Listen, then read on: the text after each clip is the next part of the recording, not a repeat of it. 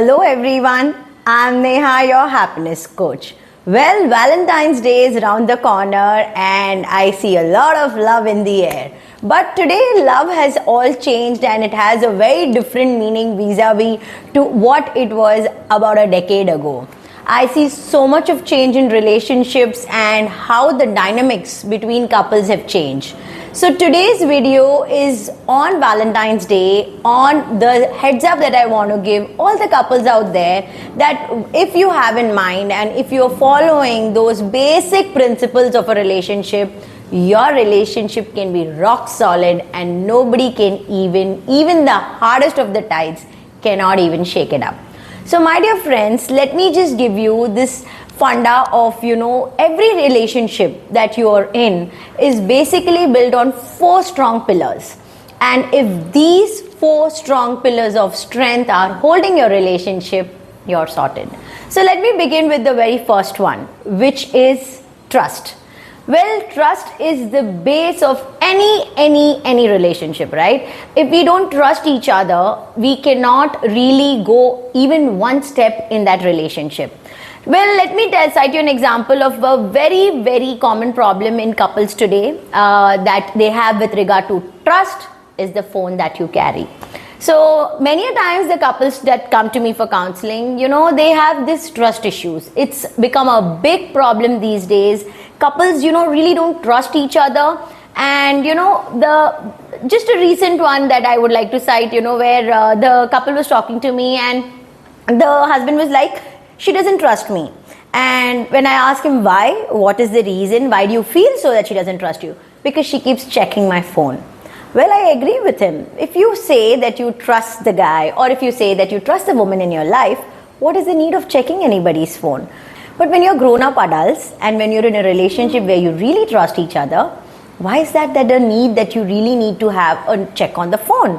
When you cannot, have both the sides of the coin, right? You cannot have the head and the tail all running for you together. When you say, I trust, you have to trust, right? This cannot be an excuse that, no, I trust him, but I need to check. Then why you need to check? And they are very silly things actually. There is also another side to it. So if you have a doubt on your partner or if you really feel that he or she is cheating on you and that's the reason why that you're going and checking on your phone if you have a reason. But if you're doing it all by yourself just out of your habit or because you're nature to be a person like that, just imagine how he or she would feel, and how that thing will work. So my dear couples out there, please understand that the first basic principle of love is trust. So please learn to trust. Please learn to, give it a try. Let it just go. Let it be. If your trust is broken or if you feel that they're not trustworthy, then I don't think there is any point in going ahead with that relationship because your base itself is missing. Right over to the second point, which is respect. Well, I see this missing in a lot of couples these days. I don't know why this has happened. I'm sure a lot of us from the 80s and the 90s kids have grown up seeing our parents being very respectful to each other, specifically our moms being extremely respectful towards our dad. There has been a whole shift in this focus of, when the women have started working and, they have started earning. And see, I don't go by this funda of who's earning, who's not earning. I always say this, it's not about who's earning. It's about both of you. You are a unit and we need to work as a cohesive unit when we are doing any kind of relationship discussion, right? So now if you are a couple and if, say for example, your wife is doing something which is like maybe a small home business where she is not earning as big as you are, but there is no right that you have to demean her or not to respect what she's doing, right?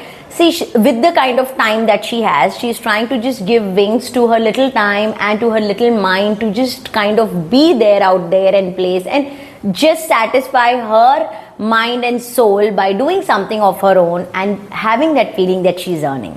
So, be supportive. And be it on the other side as well. If you are earning, there are so many couples today that come to me for counseling wherein the wife is earning more than what the husband is earning. That if just because you're earning more, I always tell them, you don't have the right to demean the other person. And if you do not have respect for each other, that's again like the most basic thing in a relationship. When again I would like to highlight this whole thing connecting to your work. When you go to your office, you have your boss. He might be the ugliest to you, he might tell you all nasty things, but still out of that pressure of that work, you respect him or her, right? And you don't have an option, you say. Here, just because the person is your own partner, why is that respect not there? Yeah, I feel it should be even more. There it's out of fear and out of something that you want in life, out of that job you're doing. Here, a person is selflessly doing a lot of things for you. So don't you think the basic thing that they deserve is respect? And then we should actually just, give them that. Please be thoughtful of this and have that mutual respect running in your relationship. And trust me, couples where they mutually respect each other in whatever they do are way happier to where the couples are not respecting each other. It becomes more of a duty beyond a certain point of time rather than a happy relationship. The third important point is communication. Well, I always tell this to all the couples who come to me, that all that you need to at times do is talk. Just communicate. After a certain point of time in our lives, if both of you are working, you're going to work, you're just running, morning you wake up, you're just finishing up your work, your course, and then you're just rushing up to the office, then the whole day you're in meetings. If one of you is coming in at 7 or one of you are coming in at 8, the other person is only walking in at 10 or 11, where is the time to talk? But as a thumb rule, you should make it a point that before you guys go to bed, you have a chat. It can be just a 10-minute talk, before you go to bed, just asking how was your day, what did you do, if it was good, were you stressed, was it nice. It kind of just releases that pressure and that stress and makes you feel that somebody back home is there to listen, to ask. Right? At the end of the day, why did you get into a relationship? Because you wanted to come back home to somebody, right? That's the whole idea and thought. Please have this communication running in your relationship. Half, not half. 90% of your problems are sorted if you're talking to each other every single day. You will not have misunderstandings coming up. You will not have trust issues coming up. You will not have any kind of issues coming up because you're talking, because you know about each other's day. But if you aren't talking, how would you know? You will only keep assuming in your head, making negative assumptions and just spoiling the whole thing. So please make sure that communication is the key and you need to talk. Fourth and the last point is commitment. Well, today's generation just wants to run away, way away from commitment. The moment you talk to them about commitment, it's like a big word of which the meaning they don't understand. I don't know if they don't understand or they don't want to understand what fears in them that they don't want to commit. Well guys, if you like somebody, if you love somebody, and if you want that somebody in your life to give you that peace, that happiness, that love factor, commitment is very important. If you're not committed to that person, see, by commitment I mean if you're married, doesn't mean that you are committed. Please, they are two different things.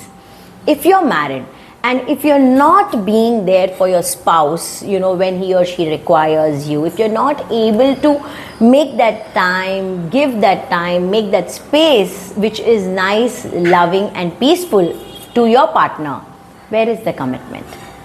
Please don't think, please don't have this wrong assumption. A lot of couples who come to me, they tell me that we are married, we are committed. What more? Please understand the true meaning of commitment. Just being married, having that Mangal Sutra around is not commitment. You need to be there for each other in the high and the lows of life. That is being committed. If you're running away from the person when he or she is not well or he or she is having the low in his or her career, then where is the commitment? Just the marriage tag doesn't work. So please do think about these 4 pointers and please think about it, that what is that you're lacking in your relationship, and make a strong base and start working on it. Everything can be worked upon and everything can be sorted provided you have sat, thought about it and you're working towards it. You can have a positive life, positive living, happy living. I always say this, you need to have the urge and the will to get things sorted and work. automatically everything will start working. It all has to be here and here, right?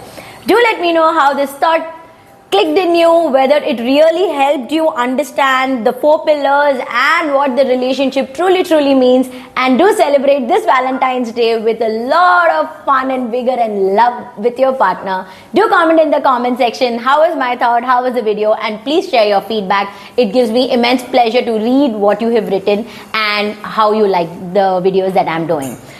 Have a great loving week. Until then, it's me Neha saying bye.